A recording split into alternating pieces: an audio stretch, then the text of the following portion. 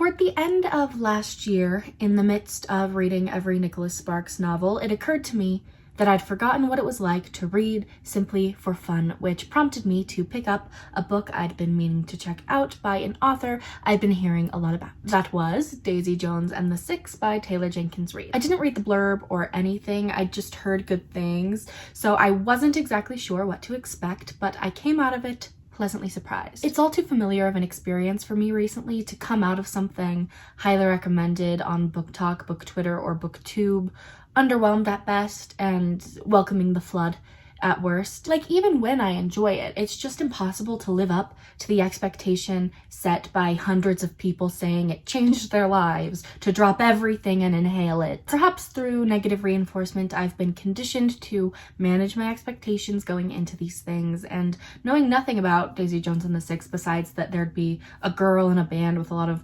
boys, I thought I was in for a trashy, wish-fulfilling reverse harem scenario, but that's not at all what it is. The first aspect of it that caught my attention was the format. It's framed as an oral history, meaning the entire novel is technically comprised of dialogue, tell-all interview answers from the many characters 40 years after the storyline's events. It follows the rise and fall of a fictional 70s rock band, and while I have my criticisms, mark me down as a fan overall. I loved how complex and intentionally flawed the main characters were written, namely the lead singer-songwriters Daisy Jones herself and Billy Dunn. Even so, I feel like a lesser author would have laser focused on them, but there are plenty of subplots to invest in. My favorite characters wound up being the band's keyboardist Karen and Billy's wife Camila. I finished the book both wanting to watch a Fleetwood Mac documentary and check out Taylor Jenkins Reid's other acclaimed works. At the time though, like I said, I was still in the Nicholas Sparks trenches, and even once that was over with, I already had this video in mind, so I thought it might be more fun to save Evelyn Hugo, Malibu Rising, and Carrie Soto for later. By more fun, I of course mean easier. A lot of the TJR discourse I've encountered has come in the form of comparisons between her novels, and I happen to love comparing and contrasting, so I very easily could have fallen down that rabbit hole, and for now I'd rather just compare and contrast the source material and its adaptation. Yes, I'd imagine the Venn diagram of people who watch my YouTube videos and already know this is a smaller circle within a larger circle, but just in case, a Daisy Jones and the Six limited series was released throughout March of this year on Prime Video, and that's mainly what I'm here to review. Not because my feelings are overwhelmingly positive or negative, mind you, just because I have a lot of them. I've been thinking thoughts, and I want to subject you to them after a word from our sponsor. This might very well be the most fun product I've ever advertised, so allow me to begin with a demonstration. First, I actually have to turn this light off. Don't mind my squeaking chair. Sorry, I don't usually film shrouded in darkness. This is very funny to me. Then, fair warning, if you don't want yours to be awakened, I'm about to talk to my Echo Dot. Okay? Alexa, turn on Galaxy Lamp. Okay. Are you seeing this? Alexa, turn Galaxy Lamp brightness up to 100%. Okay. Alexa, change Galaxy Lamp to purple. Okay. This is my favorite of the colors. Since they sent it to me, I've been reading under the stars every night, and I don't even have to get up to turn it off when I'm ready to sleep. Alexa, turn off Galaxy Lamp. Okay. If you don't have an Echo Dot or Google Home, you can also control the Galaxy Projector 2.0 via app. And you can get it for 15% off using the link in my description or using the code. Now, this won't be my most organized video ever, but there are two distinct categories of opinions I want to express, those concerning style and those concerning substance. The show's creators had to make a lot of surface level aesthetic and logistical decisions that I want to touch upon before diving into the deeper stuff. Where better to begin than with the format? The framing device of the book obviously made it uniquely well suited to adaptation. It reads like the transcript of a documentary, begging you to imagine it in live action. Suffice to say, I was excited to see the interviews come to life, but I found their transition from page to screen less seamless than anticipated. Let's think about it. the purpose of this structure was originally all-encompassing, right? The novel's narrative is entirely filtered through the memories of its characters. We are offered very little supplementary information in the form of author's notes. Not author's notes from Taylor Jenkins Reid, by the way, rather from the in-universe conductor of these interviews, who turns out to be, and this is where you should click away if you want to avoid spoilers, Billy and Camila's daughter, Julia. It's a twist that's maintained by the series, and as far as I can tell, in this new medium, her reveal is the only thing that necessitates this version include an oral history at all. I mean, when the characters' recollections don't drive the story because it's busy being shown comprehensively in action, they don't amount to much beyond commentary. Talking heads bookend scenes with little quips and remarks, but you'd sacrifice very little characterization or continuity to cut them all together. Don't get me wrong, I'm not saying I wish they were cut all together. They're fun, if extraneous, but I am saying they could have made more of an impact before the final episode. Mainly what I wish is that they'd fiddled more with the undercurrent of unreliable narration present in the book. The first of Julia's author's notes disclaimed that some interviewees weren't as forthcoming as others, and sometimes their accounts differed. Honestly, I feel like evidence of that could have been more present in the text as well, but nothing will make you miss the discrepancies that were written in, like seeing most of them done away with. One example would be the scene in which the band changes their name from the Dumb Brothers. There's no narration attached to it in the show, but in the book, both Karen and Eddie, guitarist in the book, bassist in the show, take credit for coming up with the 6. Of course, I believe women in the adaptation did the same, but wasn't the question interesting? Believe it or not, they didn't have to answer it. For one thing, they could have depicted both sides of the story and called into question the reality of the entire series. I suppose, though, that it might have ended up costing a lot of screen time to play. That's how it could have happened, but how about this? Especially if they did so more than once, so I understand why they didn't go that route. What I don't understand is why they didn't simply let the characters lie. In that case, both of them could state their claims and the footage could prove one of them right or show that the truth lies somewhere in the middle. You know, like the thing says. They actually did convey a level of dishonesty like that at least twice. Billy feigning inability to remember his unfaithful Bender era. It was a long time ago. I know. And Daisy avoiding to admit she once broke into her childhood home. I mean, people write all kinds of things about me that aren't true. I just wish they hadn't stopped there, you know? Give me dissension as far as to who came up with the 6. Why not? Anyway, also in regards to the interviews, the aging effects left something to be desired, in my opinion. Most of the characters looked the same to me, but with new haircuts, and to be fair, the hair and makeup department did favor subtler changes because the time jump was reduced to 20 years. When you look closely, you can see the fine lines and whatnot, but I'm unsure if having to look closely is beneficial for this story, which asks you to buy into the idea that this is the first time rock legends are going on record about their decades-old breakup. The visuals should drive home the missing years. If more dramatic changes in appearance proved difficult to believably achieve, and that's kind of what it sounds like, I wonder if they ever considered casting older counterparts. So many shows have pulled off something similar recently that I'm inclined to believe Daisy Jones and the Six could have. Younger versions of a lot of the characters were cast anyway. Speaking of, I was actually ultimately way less bothered by the lackluster aging makeup than I was by how soon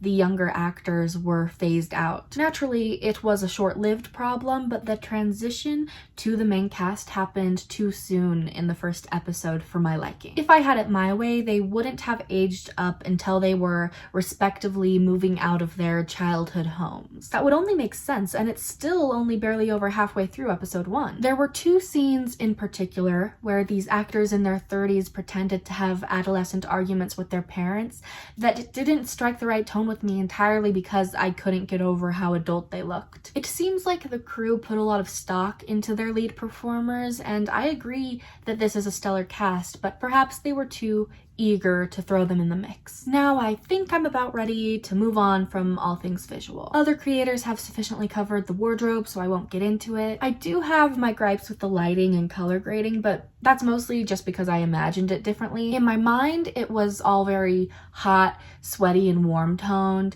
deep-fried like Outer Banks. Instead, it's dimly lit, it's blue and teal. It's a very modern style of cinematography, but they did add a little grain on it to make it appear older, I think. Not much to elaborate upon there, so let's dive into the soundtrack. I've come across both love and hate for it, so I'm happy to report that I'm a lover in this debate. I expected to be because I had heard that musicians I already like worked on it, but it turns out, according to Spotify's song credits, on like one song each. I imagine they were mainly recruited for the vague headlines, but my appreciation for the music that accompanied the show persists.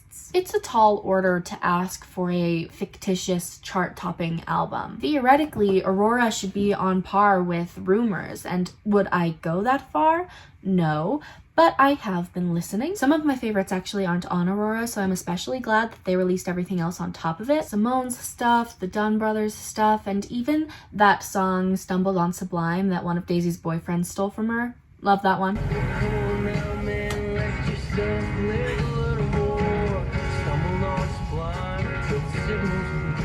My favorite from Simone is A Song for You, which she absolutely bodied in the show. We were alone and I was singing a song to you.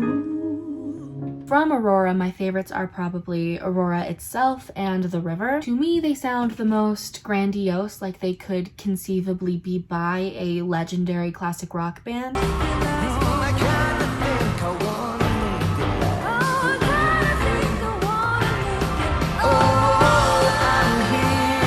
Plus, all of the vocal layering in those two allow for the most impressive on-stage performances in the show.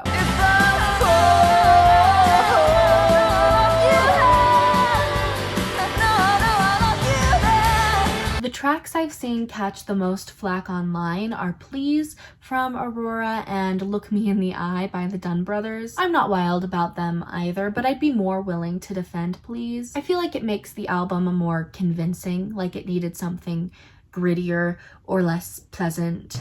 Billy? What? Oh no, he just said that you wrote it. I don't know why I'd say that. As far as Look Me in the Eye is concerned, you might appreciate the lyrical stylings of Billy Dunn more if you were also obsessed with the song Perfect 2 by Auburn as a tween. I put the man in the moon, I put the dial in the tone, I put the grease on the wheel. You give me the peanut butter to my jelly. You give me the butterflies I feel in my belly. There's also the matter of the lyrics from the book being abandoned, which was probably for the best. I only really miss the chorus of Honeycomb. I love those lyrics in their own right, but I also prefer the changes Daisy made to them for allowing the climactic moment where she sang the original lyrics during their final performance. Even given Look at Us Now to work with, I'm surprised they didn't have Daisy sing Billy's version in the end.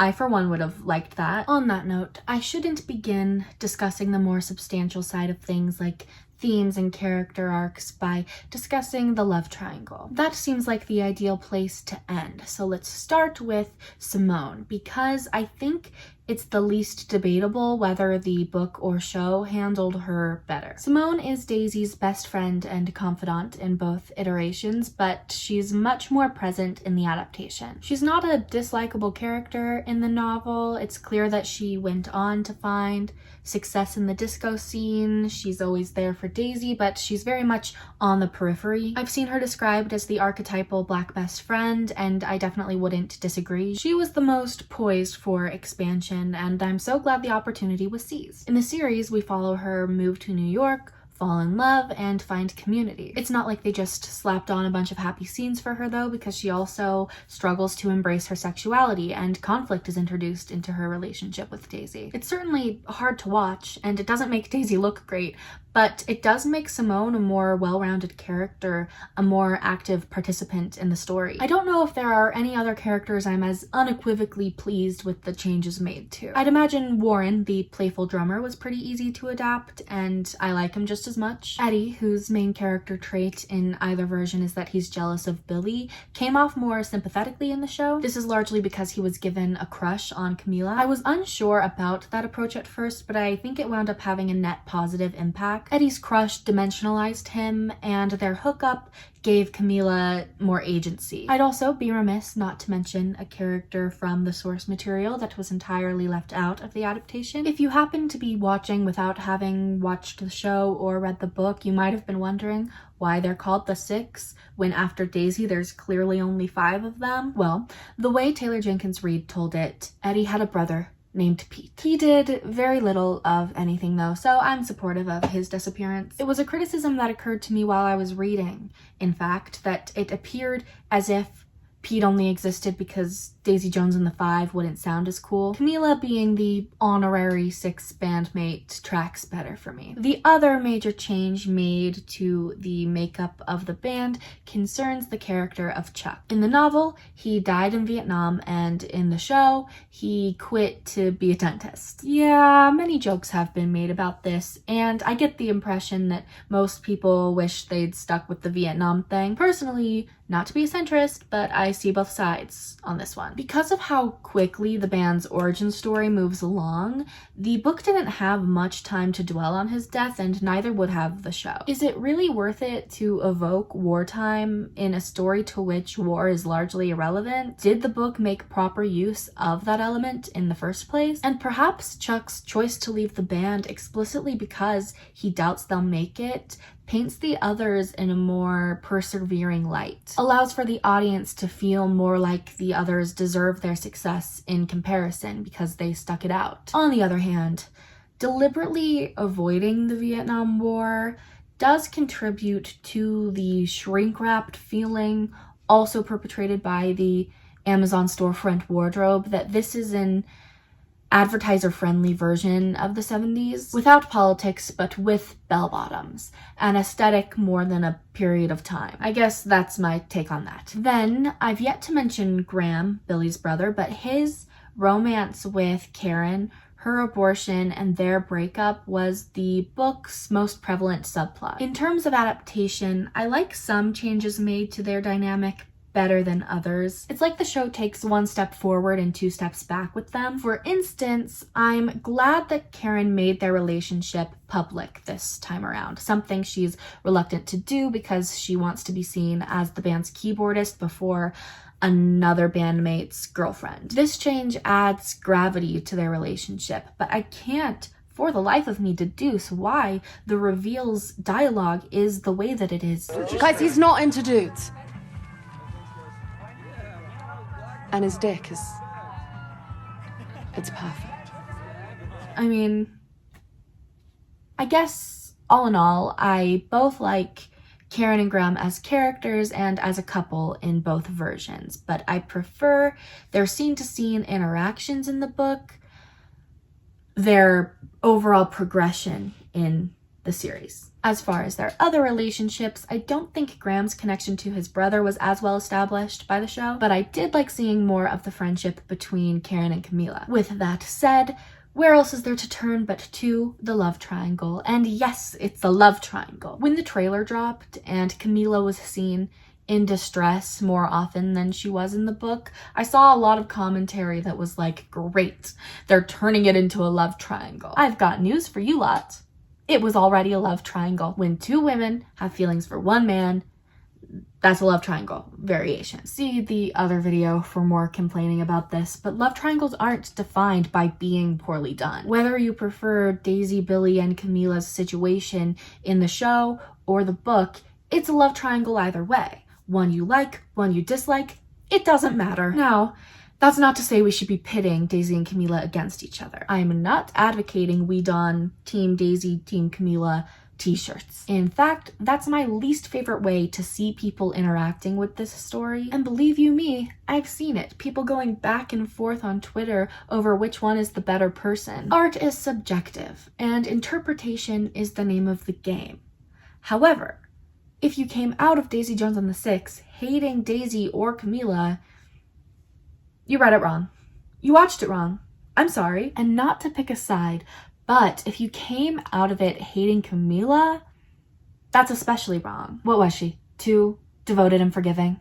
That's just silly. Stop being silly. In all seriousness, I think the dynamic of this love triangle is interesting. It's a love triangle done well because both relationships make sense and work as foils for each other. I'd argue the novel better conveyed Billy and Camila's chemistry, where the series better conveyed Daisy and Billy's chemistry, but no changes made were enough to really alter how intriguing I find this triad. I do have a problem with their storyline, but I have it with both iterations. Basically, I don't like the ending, and I never have. I like it up until Julia's identity is revealed, and that's the perfect time to quit while you're ahead. The part where Daisy lets Billy go and he recommits to Camila, that's where the story logically ends. That's what the thematic content of everything you've seen leads. But then Camila dies and plays matchmaker to the other two beyond the grave. It happens differently in the show and in the book, but that's the gist.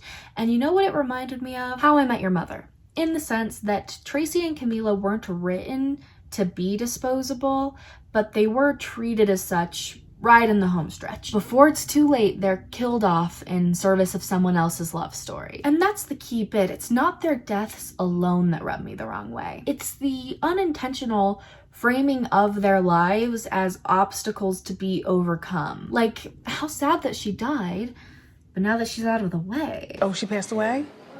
Oh.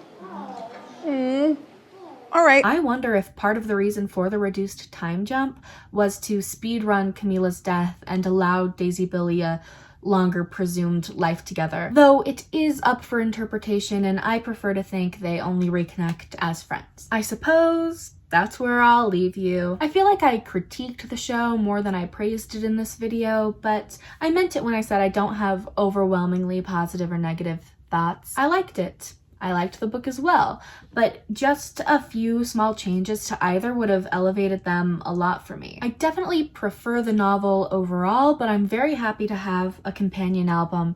And that's that. Let me know which Taylor Jenkins Reid book I should check out next. Evelyn Hugo, I'd imagine. That's like the most popular one, right?